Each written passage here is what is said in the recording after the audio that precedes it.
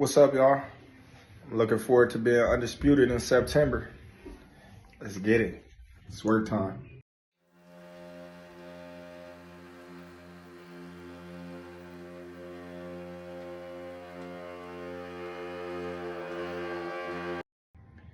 What's up, y'all? I'm looking forward to being undisputed in September.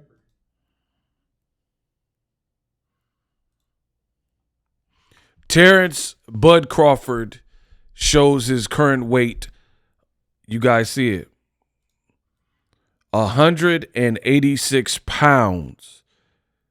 That is what he's walking around at in this Ego Weight Watchers, a.k.a. EW. I'm going to take you through it and let you know what you need to know. Now, Terence Crawford took to his social media and he posted this graphic. It is a graphic of him stepping on the scale, presumably, and it shows him, I don't know what's up with the scale. It's a bit marked up, but from the photo, it reads 186 pounds even. So Terence Crawford wants you to know this is his current walking around weight. And we all know why he's weighing at this particular weight. Now, I've also told you and often told you guys on the channel that boxing has changed from the fighters of yesteryear to this modern age. Now with the advancements in sports and medical science, you have guys who are competing in lower weight classes, but their walk around weight is enormous comparatively speaking. Like, you start to, in hindsight, look back, like, how was Teofimo Lopez making 135? How was Devin Haney making 135? How was Ryan Garcia making 135? And you see it in the UFC, another combat sport, where these guys, their walk around weight is much heavier. Now, I don't know Terence Crawford's ongoing walking around weight, but this is how much he's weighing right now. So he's bulking up. That's the highest that we have on record of Terence Crawford weighing, and it's because he has to bulk up for the Canelo Alvarez fight, which is said to take place in September if Canelo gets past his newly announced fight, William Skull. I've already gave my opinions on the William Skull fight. It's not a big fight.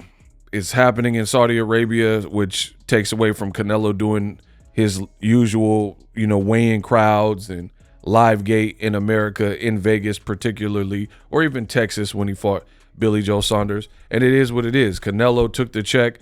He liked the 4-fight deal offered to him and the package offered from Turkey. So he abandoned the Jake Paul fight, and it said he's going to fight William Skull for the last remaining belt, which would, if he beats William Skull, he's going to be 2x undisputed, and then the Crawford fight would be for an opportunity for Crawford to be 3x undisputed. Again, all undisputed paths are not the same. Crawford finds himself in familiar territory where he really has to fight one guy. He doesn't have to go through this like gauntlet and one by one string up the belts like guys like Usyk. Usyk has probably had the hardest path to undisputed in recent memory. In a way, had undisputed. He's fighting guys like Paul Butler and, guys that Tapaliz and, guys that we know really won't beat him.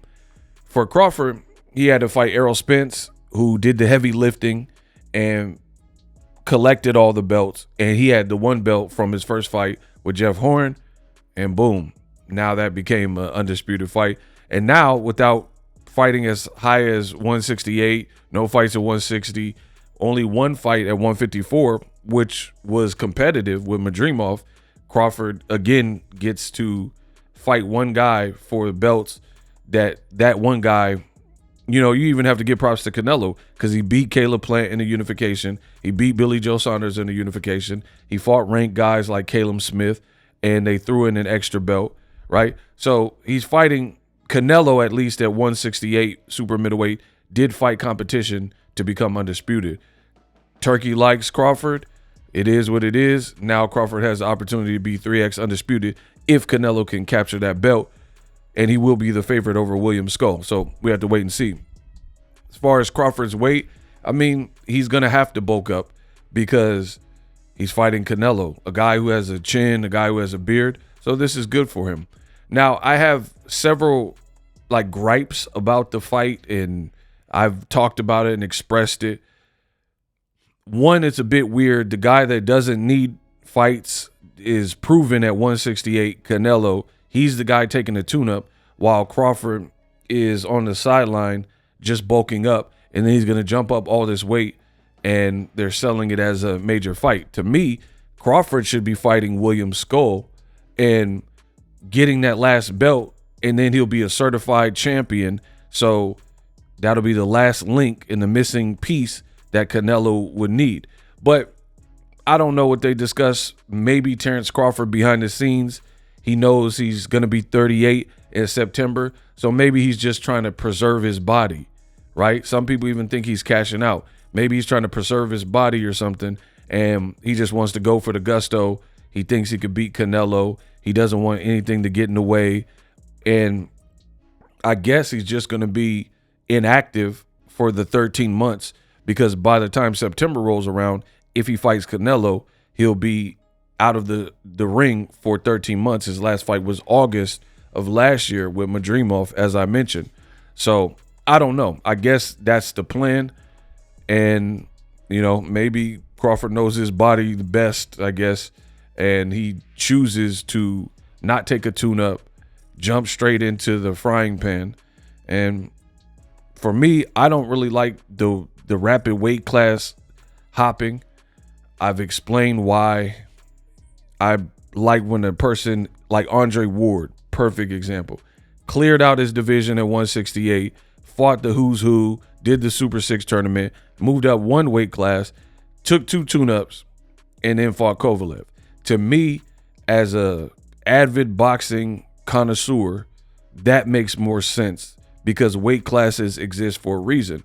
Now, I guess if anybody is crazy enough to do it and jump up the weight and has the skill to do it, I guess you could say it's Terence Crawford because he's on the pound-for-pound list, and we do know he's decorated.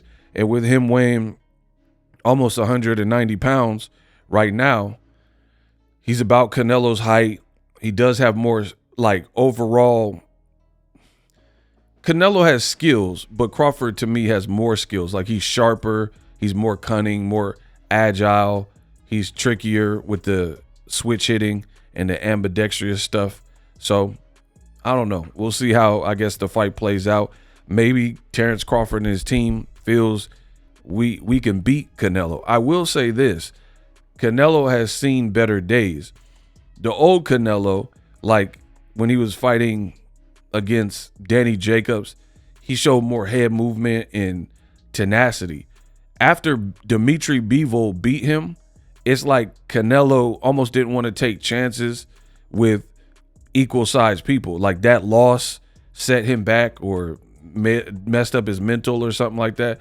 And we've seen him ducking David Benavidez ever since and fighting smaller guys like Jermell Charlo, picking the Munguias and the Berlangas instead of the Morels, the David Benavidez, and they had to fight each other. So I'm American. Terence Crawford's American. I don't know if he gets it done because, again, I don't fancy the weight class jumping, but I will be pulling for him. I've been a longtime fan of Terence Crawford's fighting style, and, I'm picking, and not picking, but I'm rooting for it. There's a difference between picking and rooting for. I'll be rooting for the American. People are calling Dare to be great and stuff. I don't really like that either. For me, you got to live with the results. If you go up there and Canelo knock him out or beat him, live with the results. I don't do that whole daring to be great. But I give props to Crawford for it looks like he's taking it serious and he's just trying to get his body and his mental and do the meditation thing and really just get ready for September. The other thing I will say is, for me, I want to see how Canelo looks versus William Skull, because that is going to really cue me in. Because if Crawford's on the sideline just getting sharp, getting ready, bulking up, and Canelo, depending on how he looks, if he looks suspect versus William Skull, then I think Crawford would be the safe bet at that time. And if only one guy is taking an in-betweener interim fight, which is Crawford, then I can only judge you off your recent stuff. And we know Canelo hasn't been stopping guys. He didn't stop Jermell Charlo, didn't stop John Ryder, and Jermell came 14 pounds lower too, right? He didn't stop Munguia. He didn't stop Berlanga. So really, Canelo hasn't gotten a stoppage in a while. We'll see. But I'm definitely going to need to see how Canelo performs versus Skull to really assess this, because to me, it's kind of a weird fight. I don't fancy the weight class jumping and stuff, but, you know, the people who are paying the money want the fight, and it looks like it's destined to happen if certain things fall into place. It is what it is. Ego Weight Watchers, Terence Crawford, he bulking up, and he said he can't wait to see Canelo in September. So he's confident. Maybe he sees something. We'll see come September.